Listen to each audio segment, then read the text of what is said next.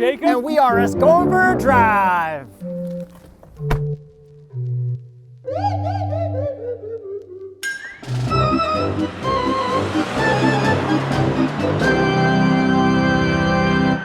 '24 Subaru Impreza. 2.5 RS without launch control. Holy crap. Bro, they can't call this an RS. We're about to get to the engine specs. Somebody call the police and arrest everyone at Subaru. This is embarrassing. It won't be us because we're not even at the speed limit. Horsepower and torque. 182 horsepower, 178 pound-feet of torque from a 2.5-liter four-cylinder boxer engine. This is the fast motor. Yeah, so the 2.5 RS is back for the first time in a long time, since the 90s. Yeah, they actually used the photo of the cool one in the press release. Yeah, so They should not be allowed. I wanted one of those when they were at the time that I couldn't afford them, and like Colin McRae rallied one with the 555 livery. It's a legendary car. We never got the WRX and the STI versions that Japan had, and those are like the super cool 22Bs and all that cool stuff. We only had the 2.5 RS, so now it's back in, let's just say it's pretty slow. Yeah, the badge has the Boxster cylinders on it. Yes, it does. I mean, like, you shouldn't be bragging about that after seeing all those Subaru issues with the BRZ on track, right? Oh, crap. Is this a right turn? Are we allowed? No, right turn's the bad turn. Yeah, watch out. Let's go. Okay, cliche corner, right turn. No pressure. Uh-oh. No, just kidding. We're kidding. That's. Anyways, yeah, this thing's like kind of. It's not the worst through cliche. If you're going like slow. And it is all-wheel drive, symmetrical all-wheel drive with active torque vectoring through the brakes, though, and it does feel okay. Yeah, it feels fine. Like, I took some on-ramps and stuff, and I felt faster than I thought I would in this. Yes. And then this is like a competitor to like the Civic, Mazda 3, and the Corolla, and this is the only one that comes standard with all-wheel drive. And you can option it on the Mazda 3. Yeah, but you don't need all-wheel drive. You really don't. You really don't for like most of the stuff, unless you're like, unless you live in Quebec, then yeah, get all-wheel drive. Yeah. But even they half the people rock a front-wheel drive Sunfire, put some nice winter tires on there, and you're good. And then what would be the Continental recommended winter tire for this car? The Viking Contact 7. And what if you needed truck tires and it's July or August? The Terrain Contact AT. July, August promo in the comments below. All right, so I want to talk about the looks. Go for it. It's very red. Yes. And there's a cool new blue to go along with it that's very similar to the Corolla XSE blue. Or Yes. I guess it's not the XSE blue, but you know, the one like a lightish blue. the one from the Speed Academy video. Yes. Anyways, yeah, the red is cool because it'll get dirty and like you can't tell, and it's like this red just eats up everything, and there's like no metallic, so it just looks like a red blob flying down, which I am okay with. This is a nice bright color, but it reminds me of your Matrix that we reviewed. Yes, my wife's old Matrix. That thing was a legend, but this thing, I don't know if it will be. Okay, we got piano or gloss black along the bottom rocker and on the wing, which kind of looks cool. Black in the front end. I don't mind the looks at all, it's fine, but you can't run DRLs. You have to have like headlights on. And don't forget, you skipped over the black wheels that you love so much. I hate black wheels. Yeah, it would have been nice with silver wheels. White wheels. Manual, STI swap. Yeah, exactly. Okay. I just get like, they shouldn't get people's hopes up with cool badges and cool throwback to cool cars. Like, this is just an economy car. This is a marketing car. Like, marketing designed that badge and made it come back. I'm surprised anyone even let that go. Like, there wasn't some like old guy at Subaru who's like, you can't call it that. Yeah. They're like, shut up, Carl.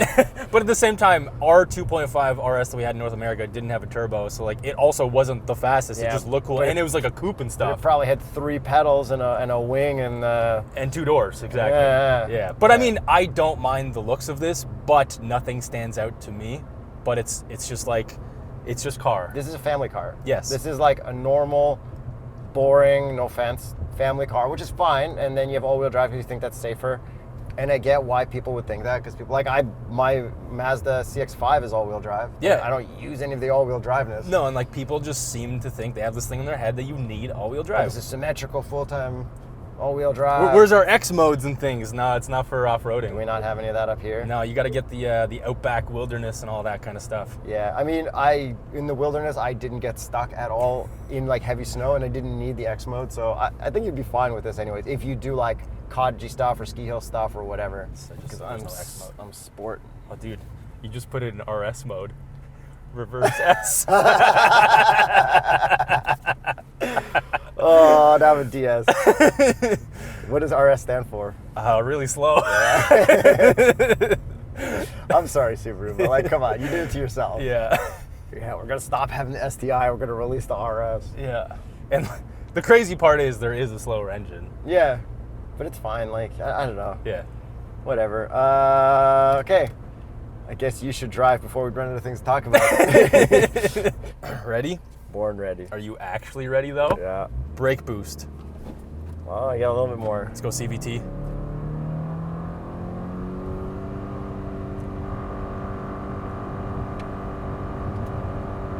All right.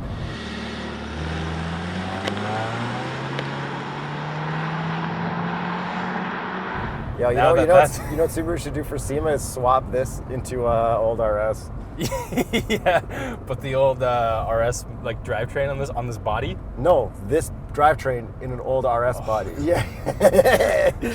Hey, man. Okay. The switcheroo. Okay. Some stuff inside.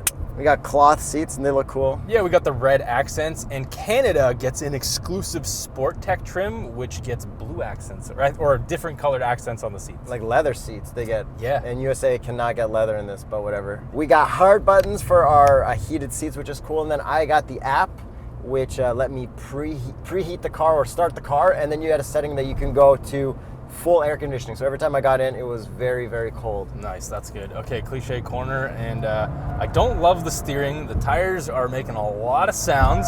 I am hucking this in. You're here. hucking it way harder. Yeah, like it is. Like ease it in, bro. No way. There's an RS. Really slow. You're actually, yeah, you gotta be going in reverse to be RS mode. And I had it in sport mode, not intelligent, because I'm a sporty guy. Throttle mapping. Yeah, but yeah, get back to this interior. We got gloss black around the shifter, and then look at this carbon fiber-esque shift boot. And it looks alright. It kind of matches the seats and stuff. Yeah, it's okay. We got big screen. That's new about this because this is like a full new model technically. Yeah, and it's same old one that we don't like in every new Subaru because it just doesn't have enough hard buttons. And then this one has only wireless CarPlay and Android Auto. Like you can't do wired CarPlay. I think that's what they're doing in all the big screen versions. Yeah, and like it sucks because your delay is off. And I was thinking about like, why do you want the delay? If you got a kid in the back and you need to send them a show to watch on the phone so they don't freak out and there's a delay. Oh. Oh. Ah. On. Ah. That could ruin a kid's day even worse. And then I tried plugging it in so it was going through like the iPod media mode and there's still a delay. Ooh. Like how? But there's a solution to all that. If you get the base model, instead of this big screen, they have a 2-screen setup and that is wired CarPlay only and it's got a whole bunch of hard buttons in the middle. So just go for the base. It's probably better in my opinion. This engine honestly isn't worth getting the RS model. No. So you're probably better off with the lower trim version of this car. I want to try that. Yeah, and then we have nice analog gauges with digital in the middle. No issues there. Very simple. And they fixed all those complaints we used to have years ago where like it would block your speedo if you're on a phone call. So that's all nice. And then we have the heated steering wheel, which still hasn't upgraded their LED, which you can barely tell that it's on. Okay, cup holders. They'll fit a small cup fine, and we got these little inserts on both, which is cool. And I think they got little mountains on them. And speaking of mountains, bro, we got like mountains on like the door sills at the bottom and on the trunk because rugged. Yeah, that's right. I wonder when they're gonna do a wilderness version of the Impreza. Like that's basically the only car left at this point. Probably not, because it doesn't sell as well as everything else. Not yet. Yeah, I guess everyone's buying CUVs and SUVs and all that. Very comfortable in your seat? I'm very comfortable. Right. I actually like that they're not leather. Like these cloth seats, especially today, it's hot as balls, and these are great. They're nice. They're nice cloth seats. And then how about trunk space? Trunk space, pretty good. Okay. Yeah, it's a hatch. You can't really complain. I noticed your steering wheel has red stitching, probably because RS. Ah, yeah. And then our floor mats also have red stitching, probably because RS. Yes. But you know, it'd be even more RS. What's A that? set of TuxMat. Ah, yes. Definitely a set of TuxMat. Go to TuxMat.com/TheStraightPipes to see what they have for your car. And since this is a family car, like a Civic and like whatever, like this isn't cool. It's just a family car. That's all-wheel drive. You got a kid. The amount of stuff my TuxMat has collected. Oh, with yeah. My 6.5, like.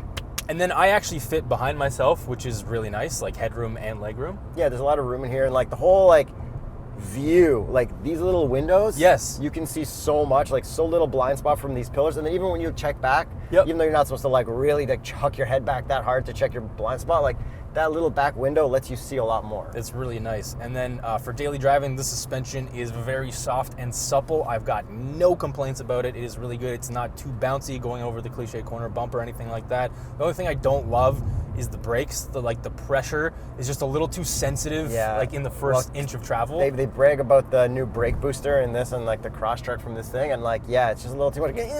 And I didn't notice it as much in the Crosstrek, but I definitely notice it in this. And then the steering is also like very vague, which is fine in a car like this. It's supposed to be like that. Yes. Oh, we also have a wireless charger here. Yeah. And let's see if our visors extend. I don't think they ever do. 3, 2, 1. No, because I already felt this part of it. Oh, flap. Flap is a fail, just so everybody knows. A little sunroof. Yeah. I don't mind it. On hot days, it's nice to close it, but when we're filming, we need that extra bit of light to light our hair, to the glow. Beautiful glow on this beard.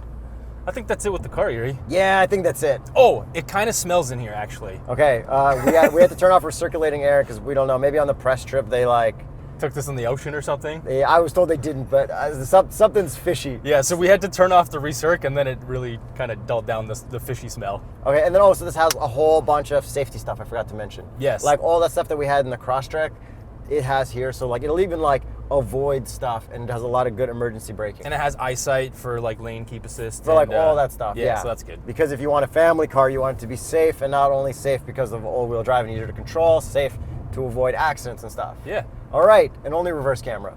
With all that out of the way, I think it's time, and it's got satellite radio, it will rewind. It's got a tuning knob that rips super hard through stations, but no more tune mix. Let's get to the price. This one is $31,795. Canadian. Which is a pretty good price. However, the Civic exists and the Civic Si exists. Unfortunately, the Civic Si is no longer around that price. It's now like $37,000. Personally, I would say it's worth it, and I'm only comparing it to the SI because this has an RS badge making me think that it's a fast car. You want an all-wheel drive commuter car? Just go for it. You know Subaru people. Once they buy one Subaru, they buy Subarus for the rest of their life. Pretty much. Well, except me. I bought one and then never bought another one. Normal people, not car people. Yeah, and it's not because I hated it. I actually really liked my WRX, but I was just bored of all-wheel drive. I wanted to rip burnouts and stuff, so yeah. I'm just that kind of guy. Anyways, thanks for watching. I don't think they should have put the RS badge, and if you're in the States, buy one with the double infotainment screen and wired CarPlay. Yeah. Sorry, we're not super excited. It's you don't have to apologize. Like I feel like I do. People are going to get mad. People are going to get mad, but you don't have to get excited. You don't have to fake this excitement.